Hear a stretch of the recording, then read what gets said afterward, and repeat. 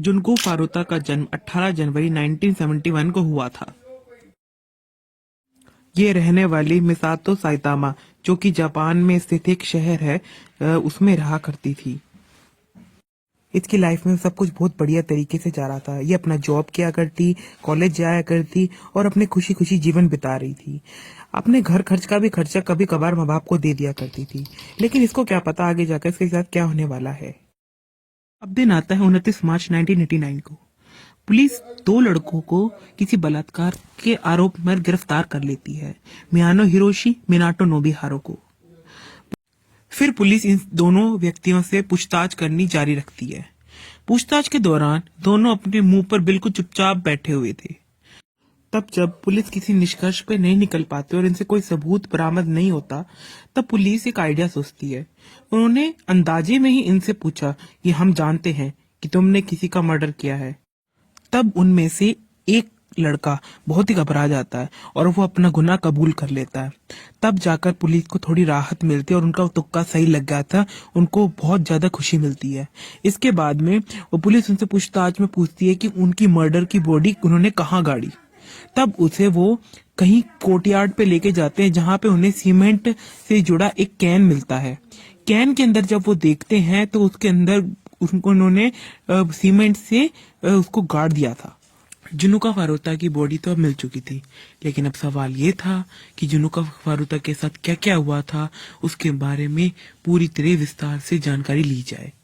तो पुलिस ने सख्ती से मिनातो नोबिहारू, ये एक चुआंस गैंग का मेंबर था। ये धीरे धीरे ही से जुनको फारुता को पसंद करने लगा था और उसने एक दिन जुनको फारुता को प्रपोजल दे दिया, लेकिन जुनको फारुता ने उसका प्रपोजल रिजेक्ट कर दिया।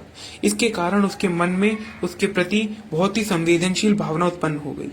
धीरे धीरे समय आगे बढ़ता गया कि उसको रिजेक्ट की भावना, जो वो रिजेक्ट हुआ था, इसके कारण उसके मन में गुस्सा था जुनुका फारुता के लिए, इसलिए उसने उसे किडनैप कर लिया।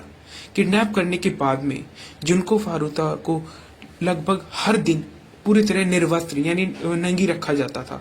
मतलब कभी उसके साथ रोजाना बलात्कार होता, लगभग 100 से ज्यादा तो बलात्कार हो चुके थे। कभी उसके सिगरेट उसके पीछे घुसा देते, कोई क्या क्या करते, मतलब कहना असहनीय है। मतलब बहुत बुरे हालात हो चुके थे। वो उसके हालात अब ऐसे होते थे, वो ना जी सकती थी ना मर सकती थी। उनको खुद को खुद समझ में नहीं आ रहा था कि वो क्या करे जा रहे हैं। इतनी हैवानियत से उसके साथ ये सब करते थे कि एक इंसान का तो जी घबरा जाए। अब जो उनका घर था वो अय्याशी का अड्डा बन चुका था। अय्याशी का अड्डा जिसमें 100 लोग, 200 लोग कभी भी आते और उसके साथ कुछ भी कभी कभी कर जाते। इस वीडियो में हम देख सकते हैं कि जुनका फारुता इतनी कोशिश उनसे मांग रही है भीख खाने की। कभी उसको कॉकरोच खिला देते, कभी कुछ खिला देते, लेकिन नहीं, उसको बिल्कुल भी मतलब दया भाव दिखाया ही नहीं गया। उसको कभी पीटते, खूब पीटते लाठी डंडों से, जब तक खून नहीं निकल जाता। उसकी तो एक किडनी तक फेल हो गई थी। एक दिन उसने उसको फोन कर लिया, पुलिस को फोन लगा दिया। पुलिस को फोन लगाने की बात जैसे ही मिनातो को नोबिहारो को पता चली, उसने उसे खूब बेल्ट से मारा। बेल्ट से मार मार के उसका खून निकाल दिया। लेकिन तब भी उनकी जब संतुष्टि नहीं हुई तो उसको और उसके मतलब ऊपर टांग कर सीलिंग से चिपका कर और मारने लगे। धीरे धीरे समय ऐसे बीतता चला गया। एक दिन मिनातो नोबिहारो के दोस्त ने बताया कि वो मर चुकी है। इस बात जैसे ये बात मिनातो ने सुनी, उसने उसे गाड़ी के डिक्की में रखा और उसे निकल चुका कहीं दफनाने। उसने क्या करा, एक सीमेंट का कैन लिया और उसके अंदर सीमेंट भरकर, मतलब गीली सीमेंट भरकर उसके अंदर भरकर उसे दफना दिया।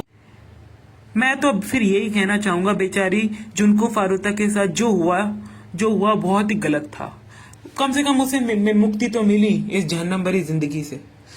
अब आप सोच रहे होंगे बाकी मित्रों का क्या हुआ। बाकी मित्रों को आज कोर्ट ने 20 से 30 साल की इम्प्रिजनमेंट सुना दी गई। इनके लिए तो मेरे हिसाब से जेल भी कम है। पुलिस ने कहा इनको तुरंत प्रभाव से फांसी देनी चाहिए। इनको जीने का कोई अधिकार ही नहीं है। इन्होंने मानव अधिकारों का हनन किया है। अगर आपको मेरी वीडियो पसंद आई है तो मेरे चैनल को सब्सक्राइब और लाइक करो, और प्लीज कर देना। एक सब्सक्राइब में आपका कुछ नहीं जाता, एक सब्सक्राइब कर दो प्लीज प्लीज।